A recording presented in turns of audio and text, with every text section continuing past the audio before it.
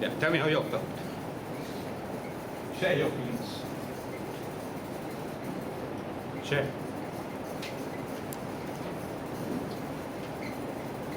Share your feelings, please. Anger? Anyone?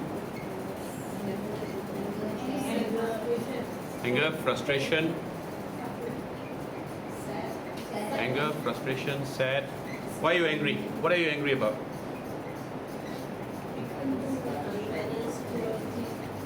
Sorry? You feel helpless. What else? Anyone else? You're angry because you feel helpless. What else? Frustrated. Sad. Why?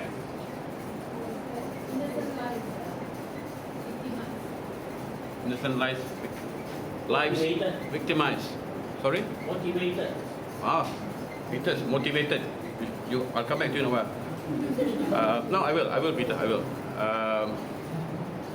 Innocent victims. How did you all feel about the hanya Melayu warga negara kelas pertama? Kamu semua, which means all of you, warga negara kelas kedua. How do you all feel about that?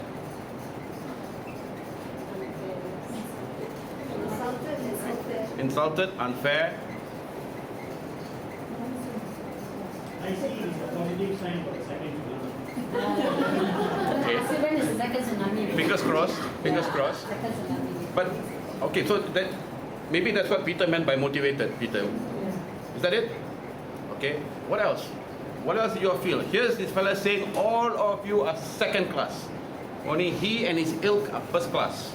Kind of full and stuff. Fool themselves.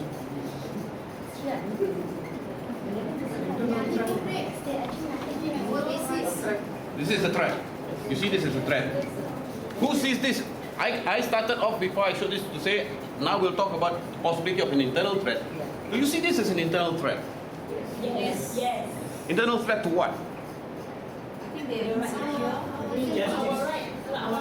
Your rights, justice. What else? What else? Any truth or not? That Malaysia, only Malaysia are first class, the rest of you are second class. No, they are also not originally Malaysian. But you all are non-Bumi Putra. Yeah? They are Bumi Putra and you all are not Bumi Putra. Is that right? For Wrong? fixed period, yes, but not forever. Okay. Again, I'm glad I got Peter here today. Peter says only for a fixed period. Does anyone know why Peter says only for a fixed period? Anyone has any idea? Okay, tsunami. Any other reason why Peter says only for a fixed period? History. What gives you your rights in this country? No, what document gives you your right in this country? Constitution. Constitution. Who has a copy at home? Saw that? Peter Chong at the back has. Peter, you've got one? Lost. Okay. It's your document that you know how much it costs to buy one? 17.50. 17 ringgit and 50 cents. I bet you'll spend more on your clothes. All right? Then on the document, a document that details for you your rights are. That's how much regard you have for that document that's supposed to define your space in this country. I mean, that monkey there is messing around with your rights, and you're second guessing. You're second guessing. 1750, should I get 50 copies and send them here next week? Yes? That's the first start of the second tsunami. Knowing your rights. Knowing your rights. Now, remember what the Bangladeshi said when we went and asked him to take up arms to defend the realm. That's the second part. The first part was, saya mari sini cari makan. Okay. Do you know why we've been having this problem since 1987 at least? You know why? Now, 87, We had Ops Lala. We had 112 Malaysians detained under the ISA. Right? Lim Kit Siang, Karpal Singh, Chandra Muzaffar. Anyone related to any of them? Yeah? And that's why you all didn't care, isn't it? That's why you didn't care. Because not in your interest to care. In fact, it could be detrimental to your welfare to care. Now, in that context, how different were we, and I include myself, how different were we from the Bangladeshi who said, saya datang sini cari makan? How different?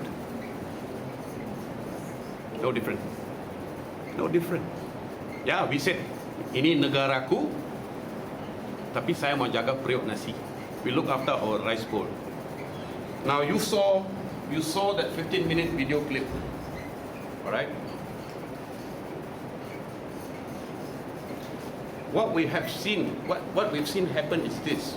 In terms of governance, we've gone back to the state of the ancient tribe, an elite group wields total power. How did that happen? How did that happen? We allowed it. We feel frustrated. Why? We feel powerless. Why? Why? We allowed it. We allowed it. KUBM is among 1,806 to have died in custody since 2003. You can tell me 1987, 88, Haris, that time, you know, mainstream media was covering everything up. I'll buy it. I'll buy it. But from 2003 to 2009, 1,806 individuals, human beings died in our holding cells.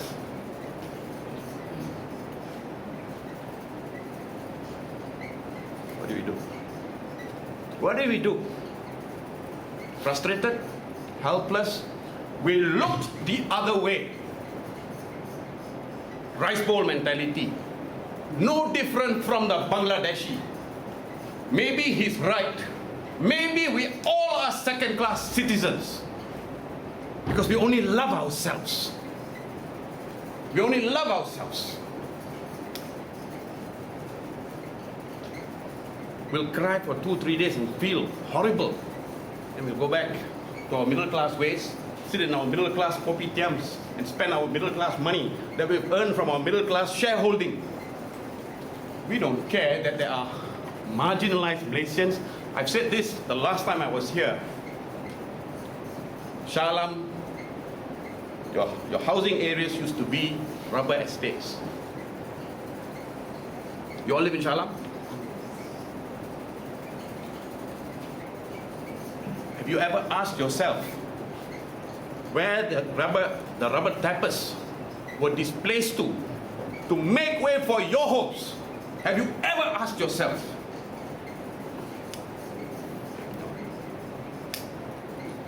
It's easier not to know. As I criticize you, I criticize myself.